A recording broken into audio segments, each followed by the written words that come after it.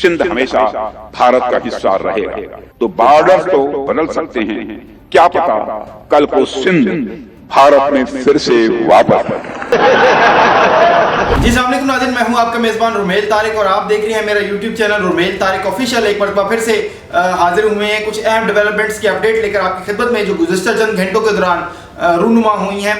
नाज़रीन, अगर मैं आपको शुरू करते हुए बताता जाऊं कि सुहेल अफरीदी की जानिब से खतूत लिखे जा रहे हैं, वो किसको लिखे जा रहे हैं, क्यों लिखे जा रहे हैं, किस ज़मन में लिखे जा रहे हैं, इस हवाले से भी आपको आज की इस वीडियो में आगाह करेंगे। इसी के साथ साथ भारतीय वजीर दिफा के सर पर जंगी जुनून चढ़ कर बोल रहा है, उनके सर पर चढ़ा हुआ जंगी जुनून, और कुछ स्टेटमेंट आई है उनको हमारे सिंध को लेकर, उस हवाले से भी आपको आज की इस वीडियो में आगाह करेंगे। और बीजेपी की पार्टी की बिहार के अंदर संगीन कार्रवाइयाँ हैं, वो संगीन कार्रवाइयाँ क्या है जो नेशनली और इंटरनेशनली भारत से बाज गश्त आ रही थी, इस हवाले से भी आपको आगाह करेंगे। तो आपने वीडियो को पूरा देखना है। अगर आपको वीडियो पसंद आए तो आपने इसको लाइक भी करना है, शेयर भी करना है और कमेंट बॉक्स में अपनी राय का इजहार भी लाजमी करना है। तो नाज़रीन, वीडियो का आगाज करते हैं कि जैसे मैंने आपको बताया था कि खतूत लिखे जा रहे हैं वजीर आला KPK की जानिब से, सुहेल अफरीदी की जानिब से किस शख्सियत को खतूत लिखे गए हैं। वजीर आला KPK की जानिब से वजीर आज़म शहबाज शरीफ साहब को, और जो कि एक अच्छी बात है, ठीक है। अगर आपको कोई तहफ़्फ़ुज़ात लाहक है तो वो आपके भी वज़ीर आज़म है, अगर आप बात करना चाहें, आप उनसे कुछ कहना चाहें तो आप कह सकती हैं, जी आपका राइट है।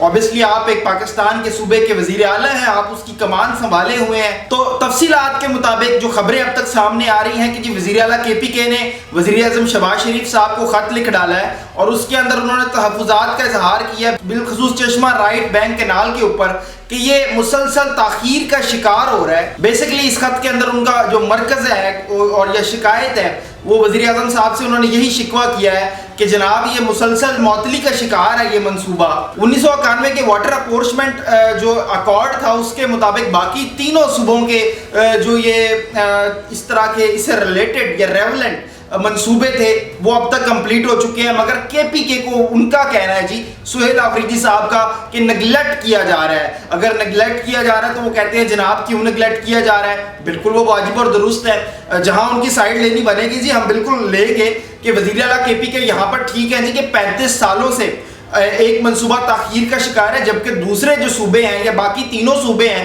वहां पर इससे रेवलेंट जो मंसूबे शुरू किए गए थे वो तो कंप्लीट हो गए हैं। और इसके साथ उनका कहना था कि सिर्फ अगर काम नहीं हुआ तो CRB जो लेफ्ट कैनाल मंसूबे पर पेशरफ्त नहीं हुई। 2016 में CCIA ने मंसूबे की फाइनेंसिंग का मंसूबा बनाया, 65% वफाक और 35% रकम खैबर पख्तूनख्वा ने ज़िम्मे मुकर्रर की गई थी, मगर वफाकी हुकूमत ने खैबर पख्तूनख्वा के मंसूबे को जानबूझकर सर्द खाने में डाल दिया है और ये 179 अरब रुपए के मंसूबे की मंजूरी दी, अमल दरामद नहीं हो सका। ये उनका शिकवा है जनाब वज़ीर आज़म साहब से, जो कि वो लिख के भेज रहे हैं। और उनका ये कहना है कि अगर ये मंसूबा बन जाता है तो ये सालाना 38 अरब रुपया का मुआशी फ़ायदा दे सकता है। ये उन्होंने वज़ीर आज़म शहबाज शरीफ साहब को अपने ख़त में लिखकर बताया है। उनका इसके साथ साथ कहना था कि 2.8 लाख एकड़ से ज़ायद ज़मीन सैराब करेगा ये मंसूबा अगर बन जाता है, और वफाक फौरी फंडिंग फराहम करे, मंसूबे पर अमली काम बिला तातुल शुरू कराए। मजीद ताख़ीर से सूबे की आवाम में शदीद बेचैनी और एतमाद का बुरहान पैदा होगा।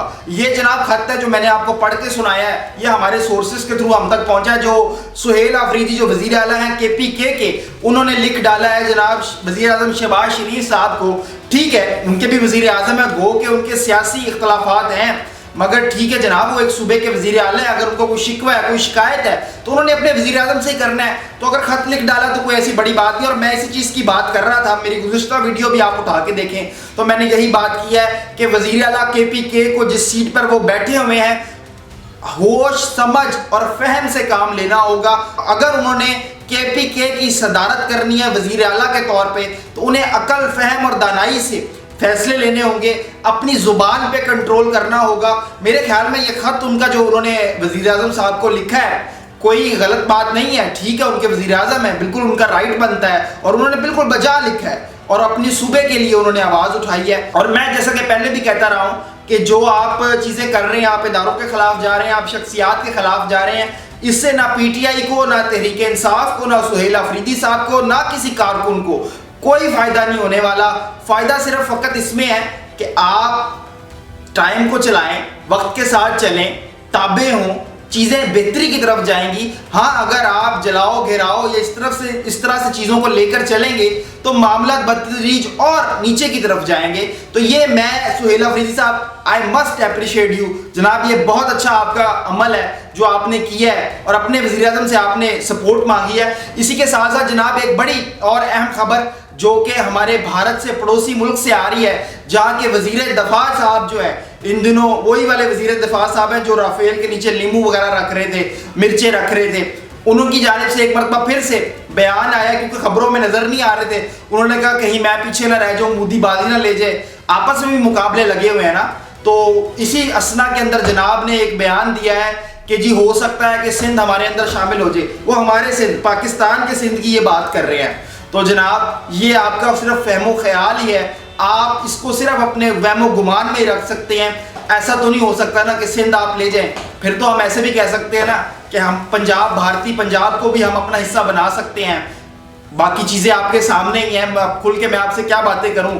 پر پھر بھی یہ میڈیم کے تحت میں آپ کو کچھ پیغامات دے دیتا ہوں, شاید آپ کو ہوش کے ناخن آ جائے. اور مجھے لگتا ہے کہ بھارتی وزیر دفاع جو تاریخ سے ناواقف ہیں, بلکہ تاریخ سے تو شاید ناواقف یہ, وہ مئی والے جو سارا سنیریو جو مارکہ حق اور بنیان المرصوص, اس کے بعد ہم نے ان کا وہ ایک اعجاز ملا جو انہوں نے ایک اپنا ڈھونگی بنا کر ایک فالس فلیگ آپریشن کرنے کی کوشش کی, وہ ہم نے پکڑ لیا, وہ ان کے سامنے پیش کر دیا, وہ ان کو دکھا دیا کہ جناب یہ دیکھیں آپ کا ہم نے اعجاز ملا پکڑ لیے جس کو آپ نے وردیاں لینے اور دیگر سامان اور کرنسی لینے بھیجا تھا کہ آپ کو فالس فلیگ آپریشن وہاں پہ پلانٹ کر سکیں. تو ہم نے تو جناب آپ کو ہر سو پکڑا ہی ہے, چھوڑا نہیں ہے کبھی بھی آپ کو. مگر پھر بھی جناب کی خواہش ہے کہ سندھ الگ کرنا ہے, کوشش کریں جناب. اور اسی کے ساتھ ساتھ اگر ہم اس کو انٹرنیشنلی بھی دیکھیں تو ان کا یہ بیان جو ہے سفارتی طور پر بھی بالکل غیر ذمہ دارانہ ہے. وہ بھارت کے وزیر دفاع ہیں, آپ کو یہ بیان دینا زیب نہیں دیتا. آپ سے گزارش صرف اتنی ہے بھارتی وزیر دفاع صاحب, خدارا اپنی اندرونی تقسیم پر توجہ دیں, آپ ادھر ادھر کی فکر نہ کریں, پہلے اندر کے معاملات تو سیٹل کر لیں. ہمارے متعلق دن میں خواب دیکھنا چھوڑ دیں, یہ صرف آپ کو خواب خرگوش ہے, حاصل رسول کچھ نہیں ہونے والا. اس پر میں جی اپریشیٹ کروں گا ہمارے وزیر اعلیٰ سندھ جو ہیں, انہوں نے منہ توڑ جواب دیا ہے اس بیان کے تدارک میں, اور انہوں نے میں کہتا ہوں کہ دھول چٹا دی ہے. ان کا کہنا تھا کہ جناب یہ فہم و خیال ہی ہے آپ کا, آپ اس میں عمل درآمد کرنے میں کبھی کامیاب نہیں ہوں گے. اور میں اپنی طرف سے بھی ان کو ایک مرتبہ پھر سے جو بھارتی وزیر دفاع ہیں, ایز اے قوم, ایز اے جرنلسٹ, میں ان کو ایک پیغام دینا چاہتا ہوں. جناب اگر سندھ آپ چاہتے ہیں کہ آپ کر لیں گے, پہلے تو آپ کر نہیں پائیں گے, تو پھر آپ پنجاب بھی ہم سے دور نہیں ہے. اور آپ مت بھولیں کہ ہمارا جو پنجابی زبان ہے نا وہ ہمارے صرف پنجاب تک محدود نہیں ہے, ہمارے تو پورے پاکستان میں بولی جاتی ہے. اور آپ کے بھارت میں صرف پنجابی ہے, ان کے ساتھ کیا سلوک ہوتا ہے, کیسے ناروا سلوک رکھا جاتا ہے, وہ تو پوری دنیا جانتی ہے کہ کیسے آپ سکھوں کو ٹریٹ کرتے ہیں. اور ہمارے ملک میں جب وہی سکھ آتے ہیں تو ہم کیسے ان کو اپنی پلکوں پر بٹھاتے ہیں, اپنے سر پر بٹھاتے ہیں, ان کی آؤ بھگت کرتے ہیں, یہ تو پوری دنیا جانتی ہے جناب. تو آپ خواب خرگوش میں نہ رہیں. بس اس بات کو یہیں پہ ختم کرتے ہیں جناب, آگے بڑھتے ہیں جی. اس کے علاوہ اگر دیکھیں تو بہار کے اندر سنگین صورتحال آ رہی ہے بی جے پی کی جانب سے کچھ سنگین کارروائیاں. وہ سنگین کارروائیاں کیا ہیں جناب کہ جو اسی بی جے پی الیکشن یا بہار الیکشنز کو لے کر مودی نے اپنی جو تمام سروسز تھیں, جو اسٹریٹجک فورسز تھیں, ان کی ٹرائل سروسز بھی کروا رہا تھا اور یہ وہ تمام معاملات کر رہا تھا. اس کا جناب مودی کو فائدہ ہو گیا. وہ فائدہ کیسے ہوا جناب کہ مودی بہار کے اندر 79 سیٹس بہار اسمبلی کے اندر نکال گیا جی. بی جے پی جو ہے وہاں پر نکال گئی ہے. لہٰذا جو مودی کا گول تھا کہ پاکستان کے اوپر جنگ مسلط کر کے اپنی عوام کو بیوقوف بنا کر, الو بنا کر, جنگ بارڈر پہ جنگ کا ماحول کریٹ کر کے تو جی اپنی عوام کو بیوقوف بناؤں گا, ان کی ہمدردیاں بٹوروں گا, تو وہ کامیاب ہو گیا جناب. اس نے ہمدردیاں بٹوری ہیں اور نمبر 1 وہ پارٹی بن گئی ہے بی جے پی بہار کے اندر. 89 سیٹس انہوں نے بہار اسمبلی کے اندر نکالی ہیں. جبکہ ایک اور پارٹی ہے جے ڈی یو, اس نے 85 نشستیں حاصل کر دوسرا نمبر حاصل کیا بہار کے اندر. اور اسی طرح باقی نیچے ہیں. کانگریس کے حالات برے ہیں جناب, یہ راہل گاندھی صاحب کی پارٹی ہے, یہ کچھ خاصا بہار میں نہیں کر پائی. اور اسی طرح کی کچھ جو وہاں کے تھے یا انٹرنیشنل کچھ لوگ تھے جو جرنلسٹ تھے, وہ یہی تجزیہ دے رہے تھے کہ راہل گاندھی صاحب یا کانگریس جو ہے کچھ خاصا پرفارم نہیں کر پائے گی بہار میں. کیونکہ مودی نے تو آپ کو پتہ ڈرامے بازی کرنی ہوتی ہے اور وہ ڈرامے بازی کی ہے اس نے, اور اس کو فائدہ آپ کو میں بتا رہا ہوں کہ 79 سیٹیں 89 سیٹس بہار اسمبلی میں جناب وہ نکال گیا ہے. جناب یہ تھی اب تک کی کچھ اہم ڈیولپمنٹ جس کے بارے میں نے آپ کو آگاہ کرنا ضروری سمجھا. اگر ہماری ویڈیوز آپ کو پسند آ رہی ہیں تو ان کو لائک بھی کیجیے گا, شیئر بھی کیجیے گا اور کامنٹ باکس میں اپنی رائے کا اظہار ضرور کیجیے گا. پھر حاضر ہوں گے کچھ اہم ڈیولپمنٹ کی اپڈیٹس لے کر. اب تک کے لیے اللہ نگہبان.